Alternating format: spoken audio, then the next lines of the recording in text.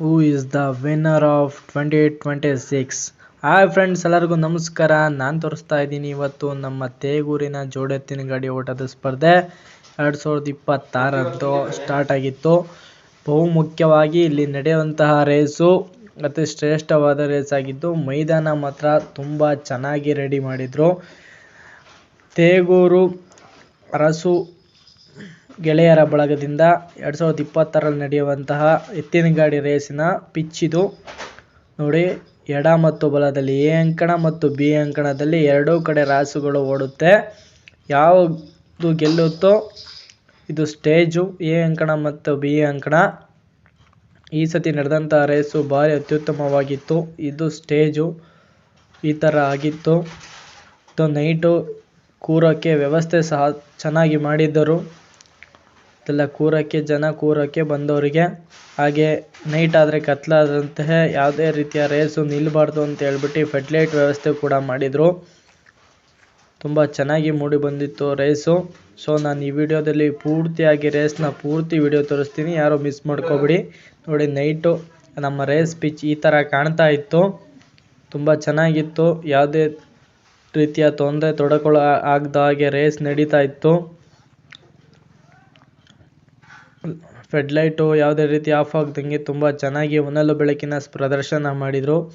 Tegur race ಅನ್ನೋದು ತುಂಬ ಅಭಿಮಾನಿಗಳ ಬಳಗ ಹೊಂದಿರುವಂತಹ ರೇಸು. ಈ ರೇಸ್ನಲ್ಲಿ ಗೆದ್ದಂತಹವರು ಈ ವರ್ಷದ ಕೊನೆಯವರೆಗೂ ತಮ್ಮ ಗೆಲುವನ್ನು ಸಾಧಿಸ್ತಾರೆ ಅನ್ನೋ ಒಂದು ಅಭಿಪ್ರಾಯ, ಮತ್ತು ಇದು ಎಷ್ಟೋ ಬಾರಿ ನಿಜ ಸಮೇತ ಆಗಿದೆ. ತುಂಬ ಚೆನ್ನಾಗಿ ನಡೀತಿತ್ತು ರೇಸು.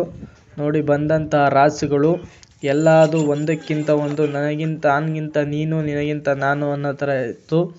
ಎತ್ತುಗಳ ವಿಡಿಯೋ ಸಮೇತ ನಾನು ಹಾಕಿದ್ದೀನಿ. ಇದರಲ್ಲಿ ಸುಮಾರು 60 ಜೋಡಿ ಬಂದಿತ್ತು ಎತ್ತು. 60 ಜೋಡಿಗಳ ಎತ್ತು, 60ರಲ್ಲಿ ಗೆದ್ದಿದ್ದು ಕೇವಲ 4. ಪ್ರಥಮ ಬಹುಮಾನ 1,11,000, ದ್ವಿತೀಯ ಬಹುಮಾನ 77, ತೃತೀಯ ಬಹುಮಾನ 33,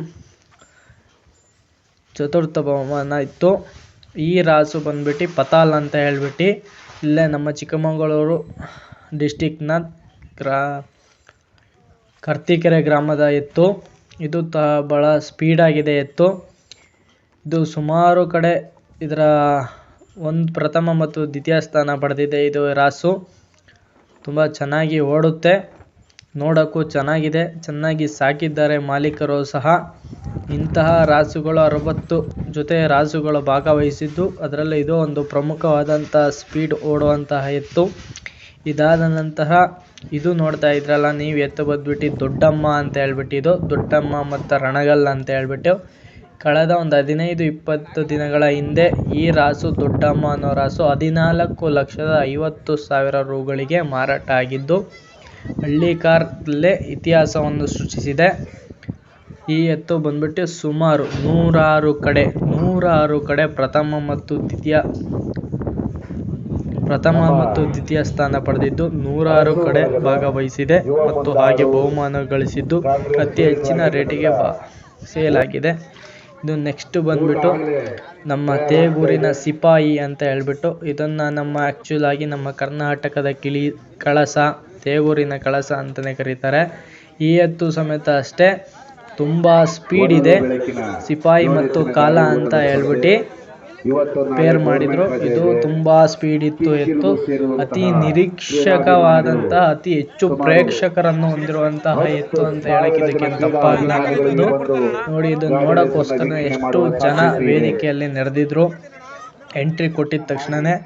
ಇದು ನೆಕ್ಸ್ಟ್ ಬಂದ್ಬಿಟ್ಟು ತಲೈವ ಅಂತ ಹೇಳ್ಬಿಟ್ಟು, ಇದಕ್ಕೆ ತನ್ನ ಕಡಿಮೆ ವಯಸ್ಸಿನಲ್ಲಿ ಅತಿ ಹೆಚ್ಚು ಪ್ರಸಿದ್ಧ ಮತ್ತು ಅತಿ ಹೆಚ್ಚಿನ ಓಟ ಹೊಂದಿದ್ದಂತಹ ಈ ಎತ್ತು.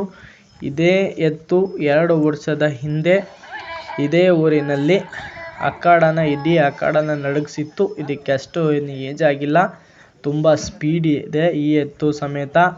ಈ ಎತ್ತಿನ ಹೆಸರು ಬಂದ್ಬಿಟ್ಟು ತಲೈವ ಅಂತ ಹೇಳ್ಬಿಟ್ಟು. ತುಂಬ ಚೆನ್ನಾಗಿದೆ ಎತ್ತು. ನಿಮಗೆ ಯಾರಾದರೂ ಫೇವ್ರೇಟ್ ಎತ್ತಿದ್ರೆ ದಯವಿಟ್ಟು ಕಾಮೆಂಟ್ನಲ್ಲಿ ಟೆಕ್ಸ್ಟ್ ಮಾಡಿ, ಮತ್ತು ದಯವಿಟ್ಟು ಈ ಚಾನಲ್ನ ಸಬ್ಸ್ಕ್ರೈಬ್ ಮಾಡ್ಕೊಳ್ಳಿ, ಫಾಲೋ ಮಾಡಿ ಮತ್ತು ಶೇರ್ ಮಾಡಿ ಆದಷ್ಟು ಜನಗಳಿಗೆ. ದಯವಿಟ್ಟು ಹಳ್ಳಿಕರ್ ಹೋರಿಗಳಿಗೆ ಮತ್ತು ಹಳ್ಳಿಕರ್ ರೈತರಿಗೆ ದಯವಿಟ್ಟು ಸಪೋರ್ಟ್ ಮಾಡಿ. ಇದು ತಲೈವ ಅಂತ ಹೇಳ್ಬಿಟ್ಟು ತುಂಬ ಸ್ಪೀಡ್ ಇದೆ ಎತ್ತು. ಈ ವರ್ಷ ಸಮೇತ ನಮ್ಮ ತೇಗೂರಿಗೆ ಬಂದಿತ್ತು, ರೇಸ್ಗೆ ಭಾಗವಹಿಸಿತ್ತು. ಗೆಲುವು ಸೋಲು ಎರಡಕ್ಕೂ ಕಟ್ಟಿಟ್ಟ ಬುತ್ತಿ, ಅದರಲ್ಲಿ ಪ್ರಯತ್ನ ಪಡಬೇಕು. ಗೆದ್ದರೆ ಗೆಲುವು, ಸೋತವನು ಒಂದು ದಿವಸ ಗೆಲ್ಲೇಬೇಕು. ರೇಸ್ ಅನ್ನೋದು ತುಂಬ ಹಳ್ಳಿಕಾರ ಜನರಲ್ಲೇ ಒಂಥರ ಯಾವ ಥರ ಅಂತ ಹೇಳಿದ್ರೆ, ಇದು ಹಳ್ಳಿಕರ ಸಾಕೋದು ತುಂಬ ಈಸಿ ಅಂದ್ಕೊಂಡ್ಬಿಟ್ಟಿದ್ದಾರೆ. ಬಟ್ ಅಷ್ಟು ಈಸಿ ಅಲ್ಲ. ಅದಕ್ಕೆ ಫುಡ್ಡು ಕೊಡಬೇಕು, ಆಹಾರ ಕೊಡಬೇಕು, ಮತ್ತು ಅದನ್ನು ನೀಟಾಗಿ ತೊಳೆದು ನೋಡ್ಕೊಬೇಕು. ಇದಕ್ಕೂ ನೂರಾರು ಕಷ್ಟ ಇರುತ್ತೆ. ಸೊ ದಯಮಾಡಿ ಇದು ಈಸಿ ಕೆಲಸ ಅಲ್ಲ. ಸೊ ದಯಮಾಡಿ ಇವ್ರಿಗೆ ಸಪೋರ್ಟ್ ಮಾಡಿ, ಹಳ್ಳಿಕಾರ ರೇಸ್ಗಳಿಗೆ ಸಪೋರ್ಟ್ ಮಾಡಿ, ರೈತರಿಗೆ ಸಪೋರ್ಟ್ ಮಾಡಿ. ಇದು ನೋಡಿ ನಮ್ಮ ತೇಗೂರಿನಲ್ಲಿ ನಡೆಸಿದಂಥ ರೇಸ್ಗಳ ಟ್ರೋಫಿಗಳು ತುಂಬ ಆಕರ್ಷಕವಾಗಿತ್ತು ಮತ್ತು ತುಂಬ ಚೆನ್ನಾಗಿತ್ತು. ಇದುವರೆಗೂ ಯಾವುದೇ ರೇಸಲ್ಲಿ ಈ ಥರ ಟ್ರೋಫಿಗಳನ್ನ ಕೊಟ್ಟಿಲ್ಲ. ಇನ್ನೊಂದು ಇಲ್ಲಿ ನೋಡ್ತಾ ಇದ್ರಲ್ಲ ನೀವು, ಕರ್ನಾಟಕ ಹಿಂದೂ ಕೇಸರಿ ಅಂತ, ಇದು ಪ್ರಥಮ ಸ್ಥಾನ ಗಳಿಸಿದಂತಹ ರಾಸುಗಳಿಗೆ ಕೊಟ್ಟು ಗೌರವ ನೀಡಿದರು. ತುಂಬ ಚೆನ್ನಾಗಿ ನಡೀತು ರೇಸು.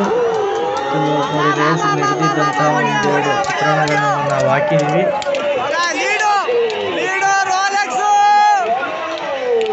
ಫೆಡ್ಲೈಟಲ್ಲಿ ಈ ಥರ ಕಾಣ್ತಾ ಇತ್ತು ರೇಸು.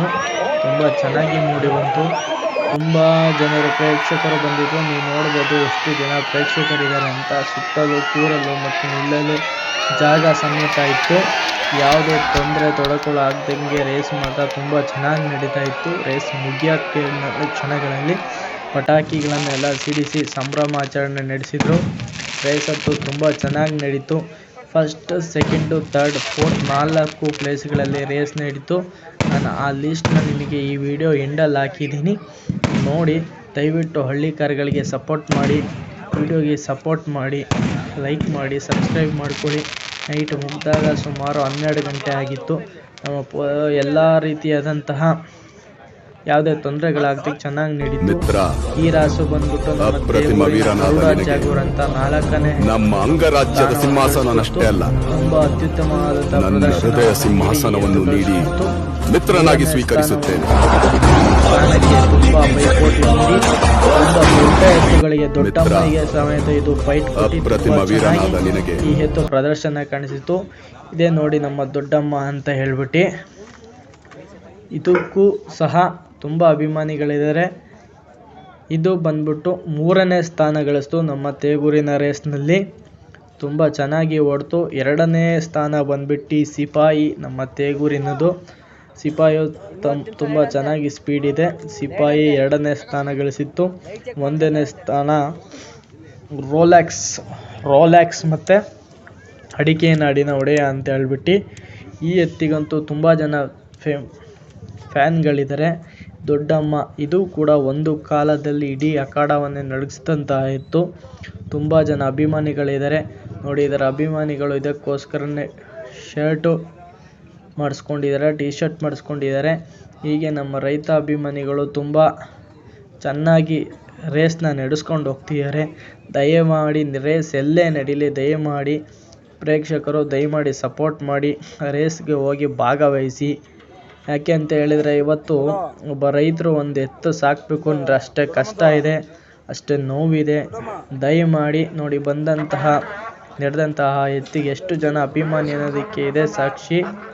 ಅದೆಷ್ಟು ಜನ ಪ್ರೀತಿ ಗಳಿಸಿದೆ ಅನ್ನೋದಕ್ಕೋಸ್ಕರ.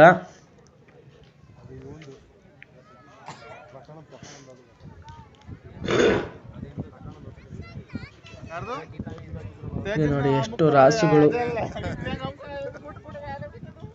ತುಂಬ ಹೆಚ್ಚಿನ ಸಂಖ್ಯೆಯಲ್ಲಿ ಬಂದಂತಹ ರಾಸುಗಳ